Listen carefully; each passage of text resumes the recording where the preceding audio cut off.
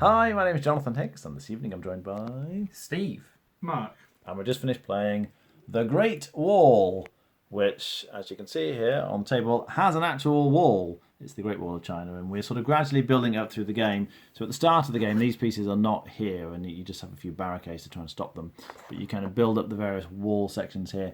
Now, interestingly, there's two ways of playing this game. You can play it cooperative, which is what we've done, or you can also play it competitively. So I'll start by explaining the cooperative one, and we'll talk maybe about the differences in the competitive version in a bit. So it's all based on an action card. So we're kind of going to simulate this a little bit. So you have a hand of action cards. Everyone has the same hand, and you pick one. So I'm going to pick this despotism card. But in theory, you pick them secretly. So we pick them all, and then we reveal them, and we lay them out here. There's a range of different things you can do. I'm not going to go through all of them because there's quite a lot of detail. Even on one of these cards, you can see it's talking about a lot of things here.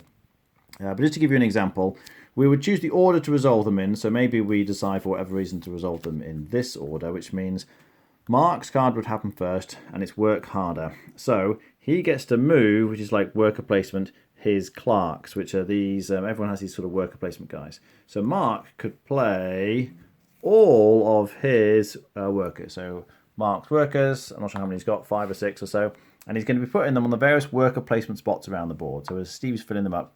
Now, some of them, you can go there, like this one, you're recruiting troops. And obviously you want to play the troops on the wall to fight off the hordes of invading Mongol warriors, I think, which are represented by these cards here.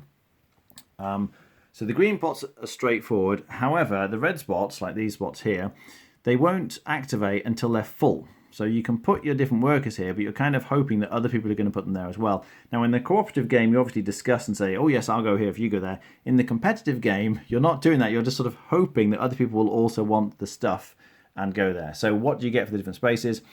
Well, in this spot, if it fills up, you would be getting gold.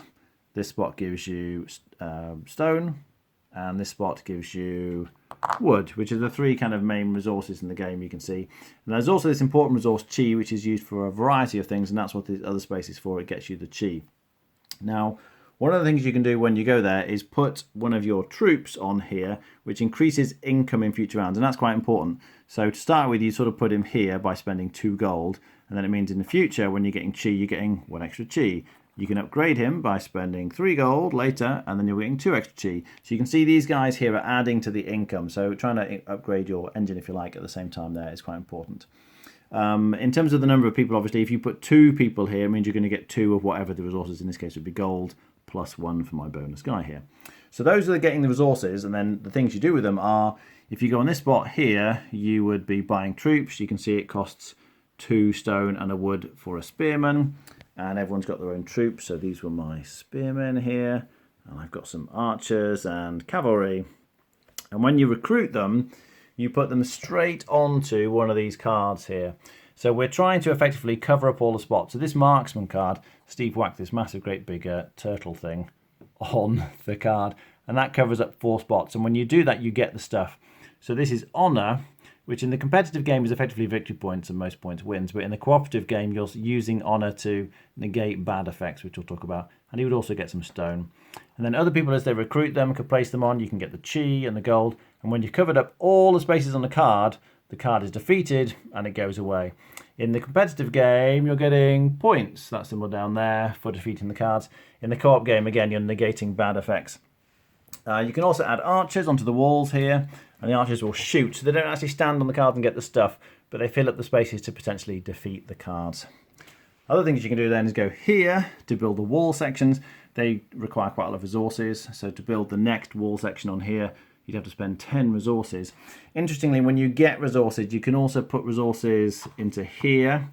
Anyone can do that, even in the competitive game. And then when somebody builds a wall section, they get to use all these resources. So they're kind of getting certain resources for free, effectively. And the reason you want to put the resources there is because you're getting honor, which again is victory points in the competitive game. There are some cards as well that can be used in combat, which again quite complicated. It's quite a bit of reading the cards. And those are most of the spots that you're going to be involved in. So coming back to the action, Mark will put all his things out. Everyone else will then to put 2 workers out on locations, and you can see that will like fill up the spots, which means the actions will then trigger. And then on this one, for each attack order card that someone else played, here it is, someone else played one, then you get to perform an advanced action in a location, which is one of the green ones. So maybe he could build a section of wall or recruit another guy.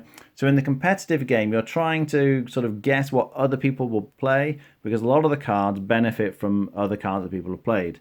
The despotism card benefits for every economy card that other people played. Nobody played an economy card this time. So you kind of resolve all those. The despotism kind of gets you to play more workers, then you get to do an advanced action at the bottom. And the attack order is quite important. So you're going to get possibly some spearmen placed for free. Everyone then gets to attack in various different ways. Now, I'm not going to go through all the details, but essentially, if we were to attack on here, for example, anyone in the ready here gets to move onto the card and get the stuff. And then maybe this bomber could shoot. He can cover up one of the balls. In fact, the bomber has a special ability. He can fire, and then he can run and attack as well in person. So that would kind of complete the card, and we would get through the card. So you play over a bunch of rounds. In the cooperative version, you have these targets that you're trying to achieve. So this one was... I do this. Let's not explain that one. So this is having a certain number of resources piled up in this section here, which helps you to build the walls. But obviously, if you're spending them to complete the card, then you can't use them to build the wall. So a lot of the cards that you're trying to complete have that kind of trade-off. Some of the cards, one of them we had was you had to remove your guys from here, which sort of hurts your economy because you're not getting the bonus resources all the time. So you're trying to complete, was it 6 or 7 of those to win? It was 7 in the 3-player, depends on the number of players. Okay, so you're basically trying to complete these cards. That's what you're aiming for in the cooperative game. But obviously at the same time, you're trying to prevent all the Mongols from attacking, because if the wall section breaches, then which means that effectively the strength of the cards, which is the bottom left number, beats the strength of the wall plus any barricades you might have built, then the people die, but you also take shame, and this is the main sort of negative consequence in the game. Shame, when you get it, sort of sits under your warriors. You can see like this. That means you can't use these warriors. They've sort of walked off in shame and they won't fight anymore. But also, if the pool of shame runs out, then you lose, which is how we managed to actually lose our game. In the competitive version, shame is effectively worth minus victory points, but you can pay off your shame with chi. If you get enough chi, you can spend that to get rid of the shame. So that's just a very quick overview of everything, but I'm sure the guys will talk about more details in the comments. What do we think? So these two guys have played the competitive game as well as the co-op. I've just played the co-op, and it's difficult. It's really difficult to do it. You've got so many restrictions, and every round an event comes out that has an instant effect and a lasting effect that lasts the whole game. And the first 2 event cards came out, they effectively crippled, the second one especially, crippled our economy. And one of the goals we had to do, and if you don't do the goals, you get shame. And so we're like, we need to do a goal. And one of the goals is remove 2 of your income guys off. It's like we've spent like the first round of the game getting all those guys in place, and then we're having to take them off. And now we have to pay chi to get our income. So a couple of times people didn't have chi, so they couldn't get their income at the start of the round. So because one of the incomes is chi, but if you don't have any chi to get your chi income, then you don't have the chi income. Whatever. It's really tough. And it feels like in a game about building the Great Wall, none of our objectives cared about the wall. We were only building the wall to avoid losing shame. We weren't really building the wall to kind of progress the game. We were doing these objectives. And to win the game, the game's 6 rounds long, and there are seven objectives you have to do. And so in theory, some rounds you're going to have to do 2 objectives. We didn't really come close to doing 2 objectives at any given round. I think we did 1 round over 5 rounds, and then we just died because the wall breached and we lost a ton of shame at the end of the game, at the end of the round, and then we lost more shame for not completing the objectives, and we just died. Maybe 10 shame in the pile at the point where the wall got breached, and then we just went shame, shame, shame, shame, shame, shame, dead. However, I really like the prospect of playing this competitively, like predicting what other people are going to do. That sort of semi-cooperative game. It is a completely cooperative game, but there are a lot of spots that if you're the only one to go there, you get shame. So you kind of go, come on, Mark, I've left a really nice action for you here. If I've gone here with 4 guys, you just come with 1. You'll get some stuff because you've got a bit of a boost there. And doing that, deciding to put the resources in the pile for honour, but then other people come along and build a wall section. They get even more honour than you for building the wall, but you're getting that residual honour there. That sort of stuff. Do you put your resources in the pile or keep them for yourself to build the troops?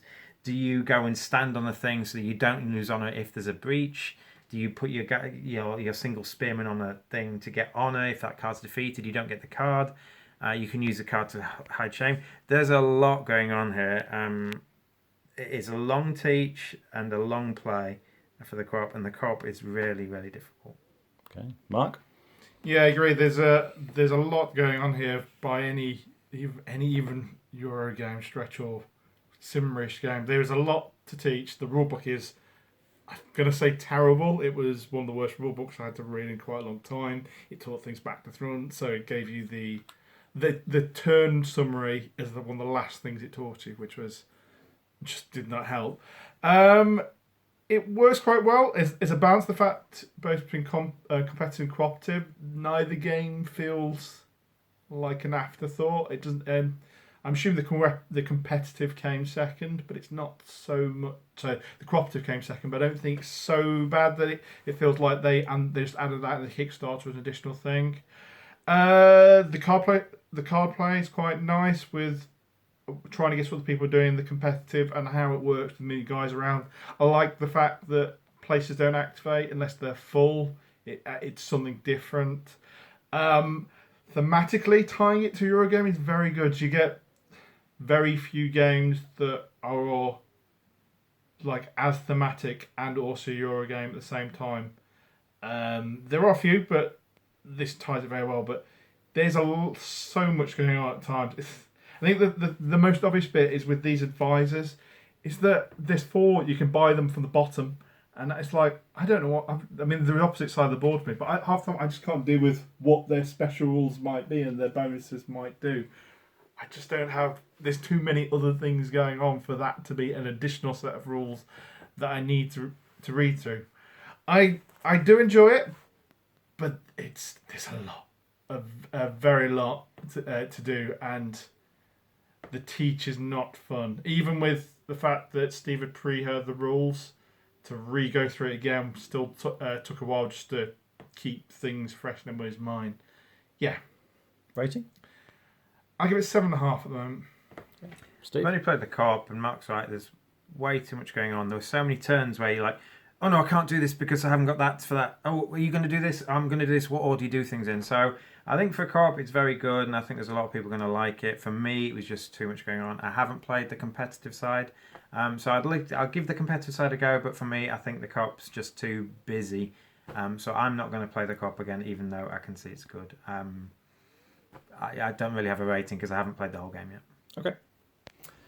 Yeah, it's a strange one, this. I love the theme, and I find it super satisfying putting you guys on the attacking cards and defeating the cards. And building the wall sections, like fighting off the invaders, that I really enjoyed. And whether I was playing it cooperatively or competitively, that bit I find really satisfying. The worker placement, I really like. The bit about, particularly in the competitive version, where you put your workers down, as Steve says, trying to encourage other people to go there so that you're both going to benefit. But sometimes no one wants the resource that you want, and you just get left high and dry, really. So that was really interesting. Having said all that, there's a few negatives for me. So one of them is the theme. In the cooperative game, we were trying to complete these cards that come out, and as Steve says, that doesn't really involve killing the invading warriors. Like, surely the big part of the game should be fighting off the Mongols, but it wasn't in our co-op game. In the competitive game, if people are trying to fight off the invaders, you don't necessarily benefit, and sometimes you want to leave someone else kind of by themselves to fail at fighting off the Mongol warriors, because you're going to get far more points elsewhere. You get shame if the wall is breached and you didn't try to fight off the invaders, but sometimes there are ways of negating that. So, like in the previous game, the competitive game that we played, the other player was getting quite upset because I kept leaving him to try and fight by himself. And he's like, come on, if you join me, we can win. I was like, I know we can win if I join you, but actually it's better for me if I go off and do something else and just leave you. So that's frustrating, and you need to bear that in mind. If you're going to play the competitive game, you're going to get done in potentially. So that semi-co-op thing, not everybody likes that one. The other things then, the complexity I think is a bit of an issue for a co-op. If you want a super heavy co-op, this definitely delivers, but there's an awful lot to think about. It's going to take you a long time. I think it would work very well solo, interestingly, but yeah, that's a bit of an issue. So those are my negatives, I guess. In terms of my enjoyment of playing the game, I think the main problem for me is the sort of thematic disconnect. I loved fighting off the warriors, attackers, but often you don't really want to do that. It doesn't help you win the game, which is strange for a game about maintaining the Great Wall of China. Anyway, so I would be on, I think, 6.5 out of 10 in terms of my enjoyment of the game. All right, thanks for watching. That was The Great Wall.